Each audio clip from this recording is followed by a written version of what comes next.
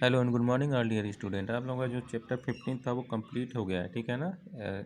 अब मैं आप लोगों को चैप्टर 16 के बारे में बताऊंगा। चैप्टर 16 जो है वो क्या है, एग्रीकल्चर यानी कृषि जो है उस पर। आपको पता है कि जो हमारा देश है वो कृषि प्रधान देश है, ठीक है ना। अब agriculture the word agriculture is derived from two Latin word. जो एग्रीकल्चर वर्ड है वो लैटिन वर्ड से दो शब्दों से बना हुआ है, जैसे एगर और एग्री। एगर से क्या बना, एग्री बना। इसका मीनिंग होता है सॉइल, सॉइल यानी कि मिट्टी, ठीक है ना। एंड कल्चर मीनिंग होता है कल्टीवेशन, यानी फसलों को बोने का, कल्टीवेट करने का। टिलिंग ऑफ सॉइल यानी कि सॉइल को खन के बोने का, ठीक है ना, उसको खुदाई करने के लिए। Agriculture thus mainly refers to the tilling of the soil and the growing of crops, fruits, vegetables and flower. जो एग्रीकल्चर किसको रेफर करता है, वो टिलिंग ऑफ द सॉइल यानी सॉइल को क्या करके खोद के उसमें क्या करना, क्रॉप्स को बोने का। जैसे कई क्रॉप्स हो गए, फ्रूट्स हो गया, वेजिटेबल, फ्लावर, इन सबको बोने के लिए, उसको बोने के लिए क्या करेंगे, सॉइल को पहले हम क्या करेंगे, खोदेंगे, उसके बाद ही हम एग्रीकल्चर कर पाएंगे, ठीक है ना। अब फैक्टर्स अफेक्टिंग एग्रीकल्चर। अब जो एग्रीकल्चर होता है उस पर कौन कौन से फैक्टर अफेक्ट डालते हैं, ठीक है ना। तो सबसे पहला जो है वो फिजिकल फैक्टर, ठीक है ना। भौतिक जो फैक्टर होता है वो क्या है, उसमें आता है आपका रिलीफ। पहला रिलीफ है, the type of landform determines whether the area is suitable for agriculture और नॉट। जो सबसे पहला जो फैक्टर होता है फिजिकल, वो होता है रिलीफ, यानी कि जो लैंड फॉर्म है वो क्या है, सूटेबल है कि नहीं, जो एग्रीकल्चर या खेती हम करने जा रहे हैं उसके लिए जो लैंड है वो सूटेबल है कि नहीं। और एग्जाम्पल में देखते हैं, steep slopes are not favoured for agriculture activities. जो क्या होता है, स्टीप स्लोप होता है यानी जो ढाल होता है उस पर क्या होता है, कृषि करना आसान होता है, नहीं होता है ना, ठीक है ना। बिकॉज क्योंकि steep slope soil erosion is a big problem. जो स्टीप स्लोप होता है, स्लोप होता है ढाल वाला, वहाँ पे जो सॉइल इरोजन होता है यानी मिट्टी वहाँ पे क्या होगी, रुकती नहीं है। वो क्या होती है, कभी भी बारिश आएगा, पानी आएगा तो क्या होगा, वो मिट्टी क्या होती है, बह जाती है, ठीक है ना। Heavy machines like tractors and levellers can not be use. उस पर जो हैवी मशीन है वो भी, जैसे ट्रैक्टर का भी यूज हम सही ढंग से नहीं करते हैं, लेवलर्स का भी नहीं यूज कर सकते हैं, ठीक है ना। आपको सचमुच क्या है, यूजिंग टेक्निक्स, जो भी टेक्निक्सिंग है वो क्या है, जो भी टेक्निक्स है उसका यूज हम उस पर नहीं कर, such as terracing could utilise hilly slopes for cultivation of crops. अब जो टेरेस फार्मिंग होती है यानी सीढ़ी नुमा खेती, ये होती कहाँ पे होती है, वो होती है आपकी हिली एरिया में, यानी कि जो पहाड़ियों वाले एरिया में, ठीक है ना।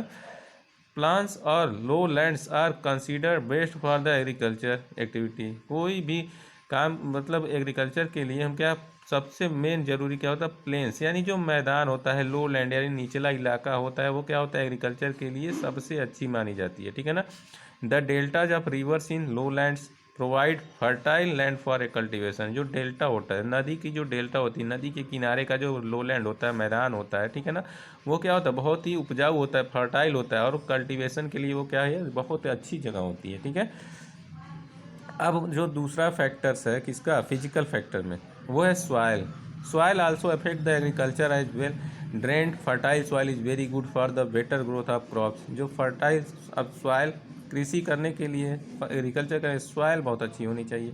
अगर सॉइल में फर्टिलिटी नहीं है तो क्या होगा, उस जगह पे कोई भी क्रॉप्स बोएंगे तो वो क्या होगा, उसमें आपको नुकसान होगा।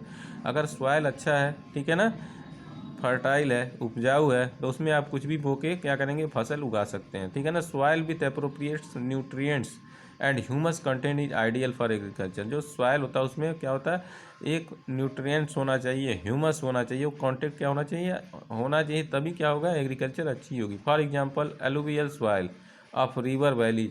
जो रिवर वैली, नदी घाटी के किनारे जो जगहें होती हैं, जो सॉइल होता है उसको एलुवियल सॉइल बोलते हैं, जलोढ़ मिट्टी बोलते हैं, ठीक है ना। वो क्या होता है, कृषि के लिए सबसे ज़्यादा फायदेमंद होता है सॉइल, ठीक है ना। उसके अलावा ब्लैक सॉइल है, ये दो सॉइल, लेकिन सबसे बढ़िया सॉइल कौन सा होता है, एलुवियल सॉइल यानी जलोढ़ मिट्टी। ये इसमें क्या होता है, अच्छे क्वालिटी के क्रॉप्स उगते हैं। इसके बाद आता है जो तीसरा है फिजिकल फैक्टर है, वो क्लाइमेट होता है, ठीक है ना। Climate, temperature and rainfall directly influence the crop civilisation. अब टेम्परेचर और जो रेनफॉल है वो किस पे, कल्टीवेशन पे डायरेक्ट इन्फ्लुएंस पहुंचाती है। और minimum temperature of 6 degree centigrade require for growing crops. एक मिनिमम जो क्या होता है, टेम्परेचर होता है वो 6 डिग्री सेल्सियस के आसपास से कम नहीं होना चाहिए, ठीक है ना, क्रॉप बोने के लिए। The type of crop growth in area varies according to the temperature and amount of rainfall requirements. किसी भी एरिया में हम अगर खेती करना चाहते हैं, ठीक है ना, तो वहाँ पे टेम्परेचर और जो अमाउंट किसका वाटर रेनफॉल का वो उसकी ज़रूरत हमको हमेशा पड़ती है, ठीक है ना। For example a crop like rice requires high temperature and heavy rainfall. अभी एग्जांपल में लीजिए जो क्रॉप्स है राइस यानी चावल, जो धान की खेती होती है उसके लिए हाई टेम्परेचर की ज़रूरत होती है और ज़्यादा बारिश की ज़रूरत हो, हैवी रेनफॉल की, ठीक है ना। लेकिन जब वीट को क्या होता है, लोअर टेम्परेचर की ज़रूरत होती है और लेसर रेनफॉल यानी ज़्यादा बारिश की ज़रूरत नहीं होती है, ठीक है ना। इसके बाद है ह्यूमन फैक्टर्स, इसमें आता है लेबर। अब कोई भी काम आप खेती कर रहे हैं उसमें जो बाकी सारे काम हैं उसमें अगर आपके पास लेबर है, आपके पास अगर 1-2 बीघा है तो चल जाएगा। लेकिन अगर आपके पास क्या है, ज़्यादा खेती है, ठीक है ना, तो उसके लिए आपको लेबर की ज़रूरत पड़ती है, ठीक है ना। जैसे राइस कल्टीवेशन को क्या होता है, बहुत सारे वर्कर की ज़रूरत होती है। सीप रियरिंग के लिए भी बहुत सारे लेबर की ज़रूरत होती है, ठीक है ना। अब कैपिटल यानी पूंजी होती है, पैसा भी, ठीक है। इस capital is essential for purchasing of machinery, seeds, irrigation facilities, fertilisers and hiring of labour. आपके पास पैसा भी होना चाहिए खेती एग्रीकल्चर करने के लिए, क्योंकि उसमें मशीनों की ज़रूरत पड़ती है, सीड्स यानी बीज की ज़रूरत पड़ती है, सिंचाई इरिगेशन सिंचाई की ज़रूरत पड़ती है, बाकी जो फर्टिलाइजर खाद वगैरह ये सब डालने के लिए, और उस लेबर की भी आवश्यकता पड़ती है, ठीक है ना। Capital is made available by several government agencies like banks, cooperative, individuals and private agency। तो ये सारी जो कैपिटल है वो पूंजी है, आपको कहाँ से मिल सकती है, जो गवर्नमेंट एजेंसी है बैंक से मिल सकती है, कोऑपरेटिव से मिल सकती है, ठीक है ना, प्राइवेट एजेंसियों से मिल सकती है। इसके बाद है मार्केट। अब मार्केट, अगर आप कोई फसल बो रहे हैं, ठीक है ना, तो उसके लिए आपको बेचने के लिए मार्केट भी तो चाहिए। This refers to customer who buy agriculture produce. अब जब कस्टमर रहेंगे तभी जो मार्केट रहेगा, तो कस्टमर रहेंगे, कस्टमर रहेंगे तो जो भी एग्रीकल्चरल प्रोड्यूस होगा, जो पैदावार होगा वो क्या करेंगे, उसको खरीदेंगे, ठीक है ना। Farmers sell their produce to market in the important to have market close to the area. जो मार्केट किसानों के घर से करीब होता है वहाँ पे वो ले जाके वो क्या करते हैं, अपनी जो फसलें होती हैं उसको बेच देते हैं। Apart from these rules of law stable government peace and harmony, transport and storage facility also help to increase crop yield.